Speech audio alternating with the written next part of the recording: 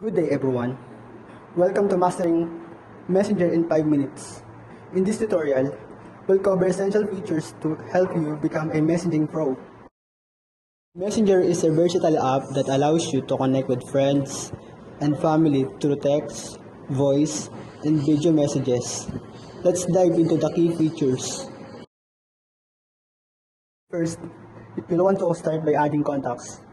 You can search for friends by name or phone number and easily add them to your contact list. Once you've added contacts, sending a message is simple. Just tap on a contact's name and type your message in the chat box.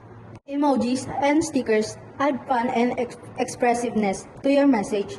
Tap the smiley face icon to access a wide range of emojis and stickers. Choose the one that best fits your mood and send it with a tap.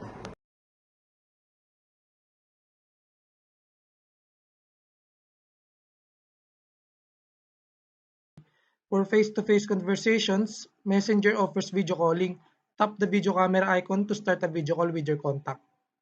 You can also receive video calls from others. Just tap the answer button to start the conversations. You can share messages, photos, videos, and more with everyone in the group.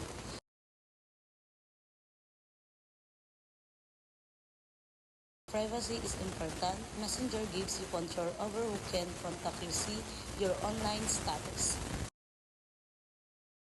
Go to Profile, then Privacy to customize your settings according to your preferences.